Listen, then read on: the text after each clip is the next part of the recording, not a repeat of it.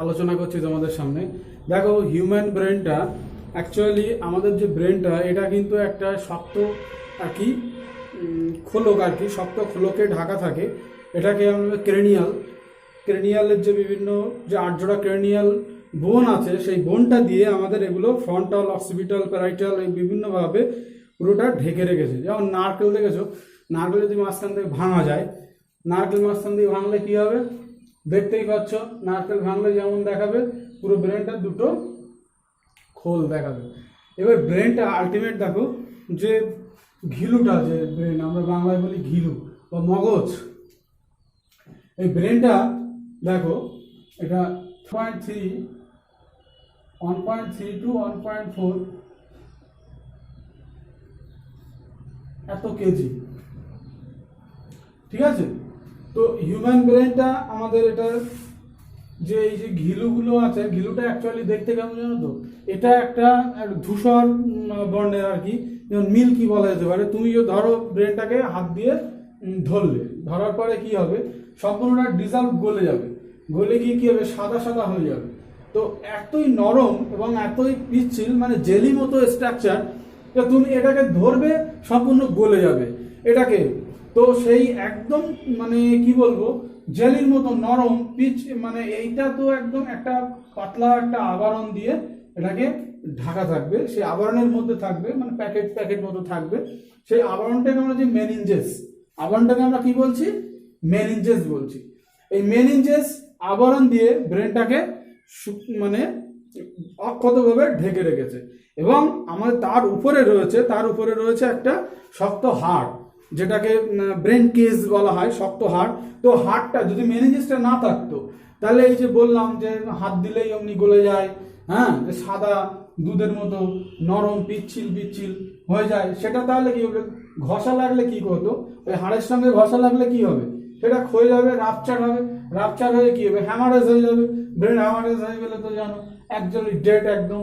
তো আমাদের সব কিছুতেই, আর অ্যাকচুয়ালি ব্রেনে যদি কোথাও একটুখানি ধাক্কা লাগে, এখানে কোনো সেন্ট্রাল নার্ভাস সিস্টেম নিউরনে কিন্তু কোনো সেন্ট্রোজোম নেই, যার ফলে এটা বিভাজন হচ্ছে না। আমাদের হাত কেটে গেলে, পা কেটে গেলে সেটা আবার ঠিক হয়ে যায়, যে বডি মানে সেলগুলো আস্তে আস্তে একটা থেকে দুটো থেকে তিনটে এইভাবে করে এটা ক্ষতটা আমাদের সারিয়ে দিতে পারে। কিন্তু ব্রেনটা কি হবে, ব্রেনটার ক্ষতটা কিন্তু সারানো যাবে না। সেই জন্য তুমি দেখবে যে বাইক চালাতে গেলে এখন নতুন নিয়ম করে দিয়েছে যে একদম মাথায় হেলমেট না পরলেই ফাইন, কারণ ব্রেনে একটু যদি চোট লাগে তো ব্যাস আর কোনো কাজ হবে না। ব্রেনে একটুখানি চোট লাগলেই তার রিকভারি আর কখনোই হবে না, সে পুরোটাই শেষ, ওখানে স্পট ডেড বা তার হ্যামারেজ বা ক্ষমায় চলে যাবে, সে সারা জীবন কিছু বলবে না। অনেক তো মুভিতে দেখবে, সিনেমা দেখবে, পাহাড় থেকে পড়ে গেছে, ব্রেনে হাতে পায়ে সব চোট লেগেছে, কোথাও কেউ সে নিজের নাম কি ছিল সেটাও জানে না, সে সম্পূর্ণ একটা নতুন জগতের নতুন অতিথি হিসেবে এসে গেছে।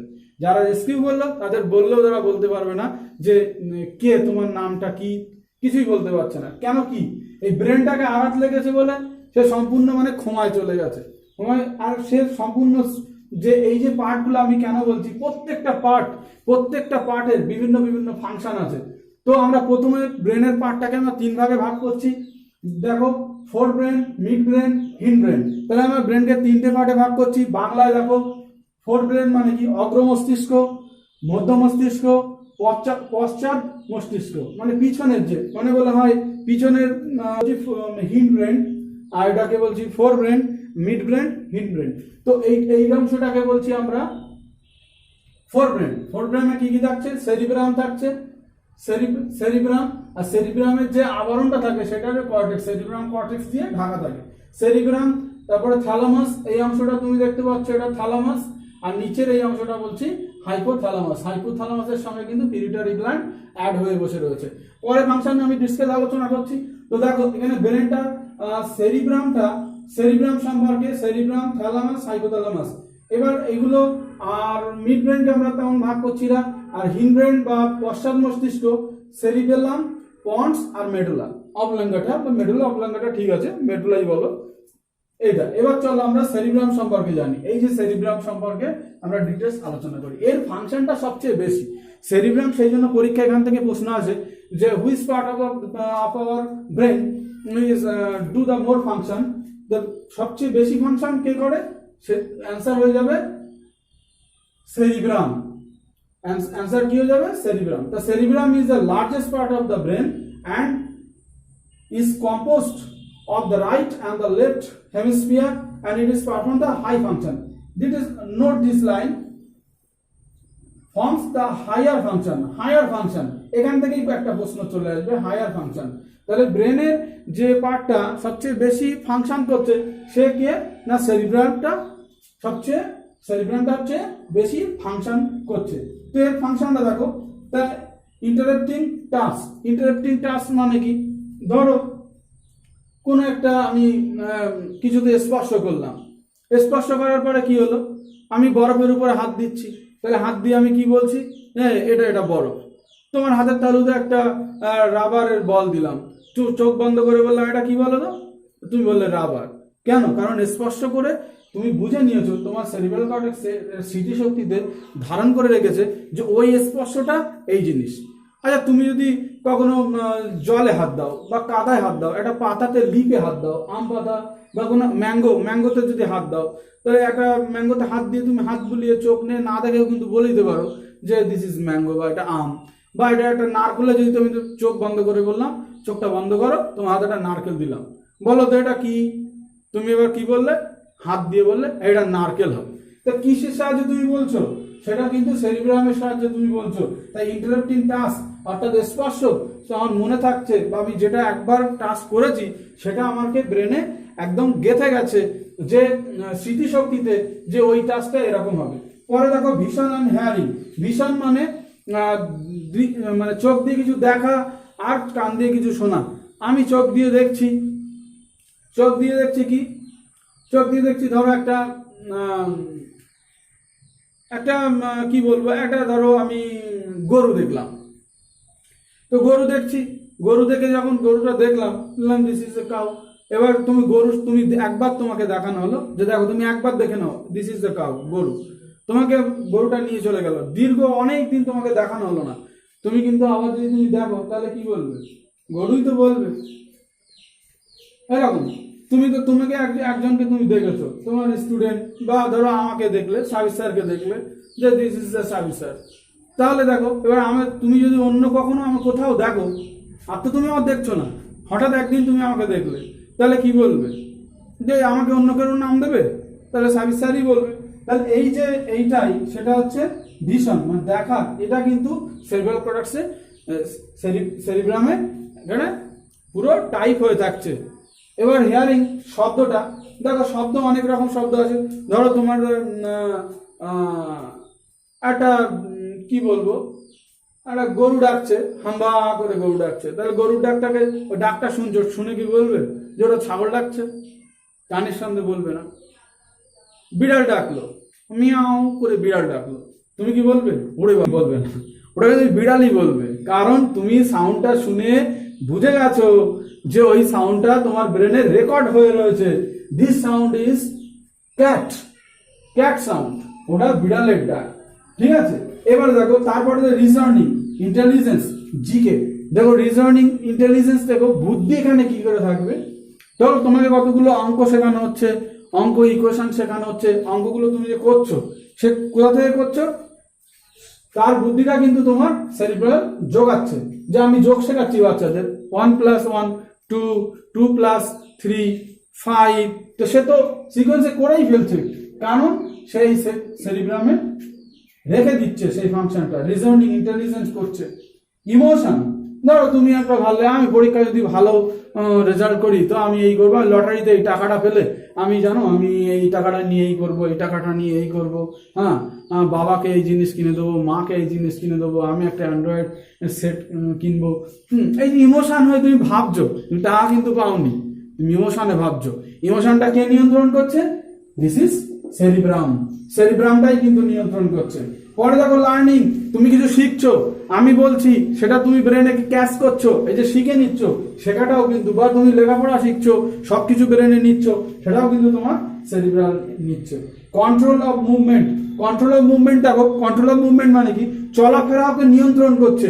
তুমি ধরো যাচ্ছ পথ দিয়ে, যেতে যেতে যেতে যেতে যাচ্ছ, এক জায়গায় তুমি উঁচু আছে সেখানে তুমি যাবে না, ড্রেন আছে সাইডে, সে ড্রেনে তুমি যাবে না।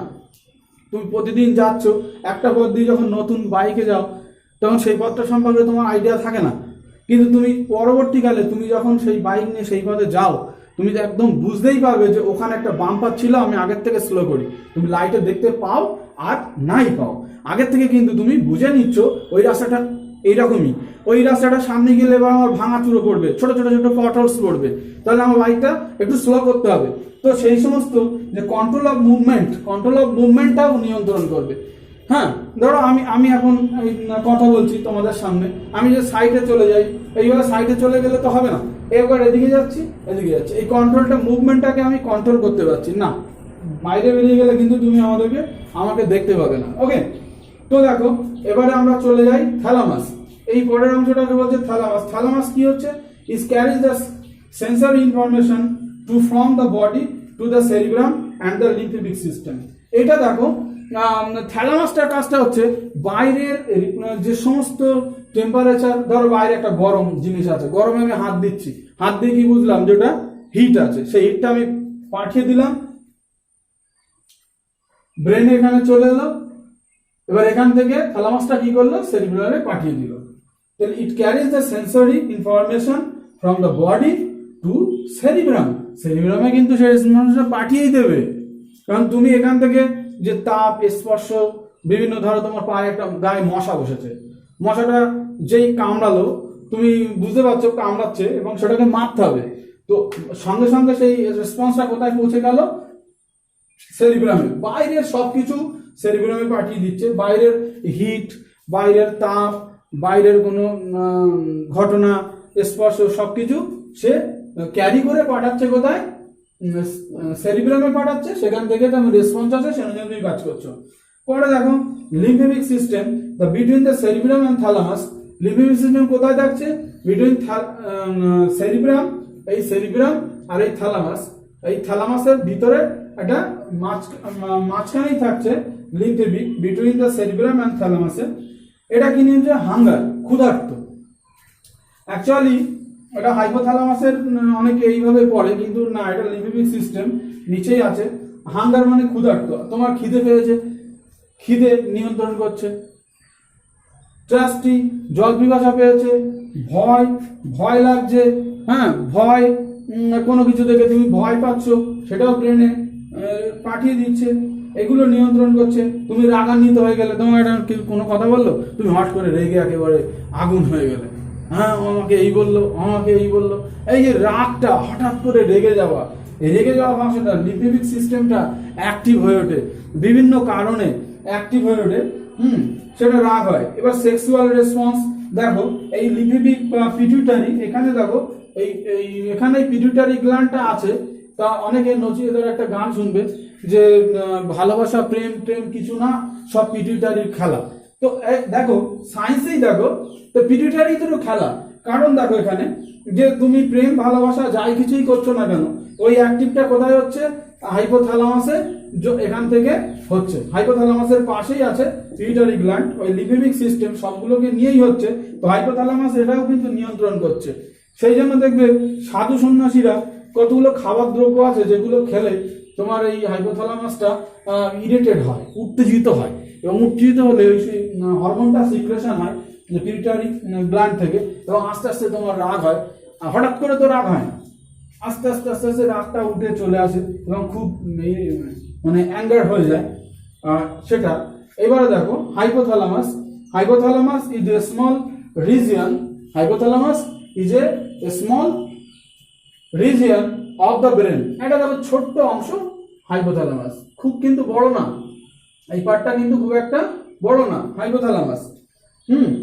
and located at the base of the brain near the pituitary gland, pituitary gland এর কাছেই এটা অবস্থিত, ঠিক আছে। এটা হরমোন রেগুলেটিং, যে হরমোনটা কতটা সিক্রেশন হবে সেটা নিয়ন্ত্রণ করছে। পরে দেখো মিড ব্রেন। মিড ব্রেন হচ্ছে কি, মিডল ব্রেনটা, মিডল ব্রেনের ফাংশনটা কি, মধ্য মস্তিষ্ক। মধ্য মস্তিষ্কের কাজটা কি, এই যে মিডল ব্রেন, মধ্য মস্তিষ্ক, মধ্য মস্তিষ্কের কাজটা হচ্ছে, এটা বলছে পজিশন বিটুইন হিন্ড অ্যান্ড ফোরব্রেন। হিন্ড ফোরব্রেনের ওই মধ্য মস্তিষ্কটা, এই জায়গাটা হচ্ছে মধ্য মস্তিষ্ক। তো মধ্য মস্তিষ্কের কাজটা হচ্ছে controlling of reflex movement and the controlling of the hearing relaxation. অর্থাৎ আমরা যে কিছু শুনছি, শুনে উত্তর দিচ্ছি, কেউ আমার ডাকছে, হ্যাঁ আমি তোমার শুনতে পেরেছি, এই যে এটা মিড ব্রেন।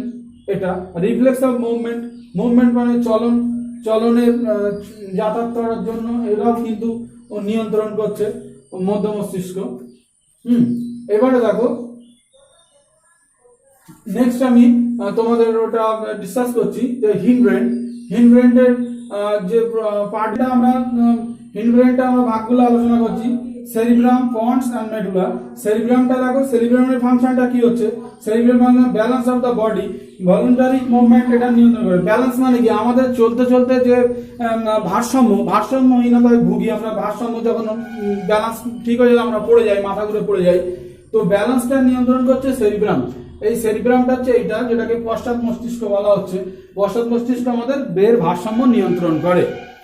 পরে দেখো pons control sleep breathing pattern. Control sleep মানে আমি যে ঘুমাবো কি ঘুমাবো না, যে আমি জেগে জেগে খবরের কাগজ পড়বো, জেগে জেগে মোবাইল দেখবো, আমি ঘুমাবোই না, আমি জেগে থাকবোই, আমি মোবাইল দেখবো, যে চোখটা আমরা বুঝাবো না, এই যে টেন্ডেন্সিটা কে নিয়ন্ত্রণ করছে, পন্স নিয়ন্ত্রণ করছে।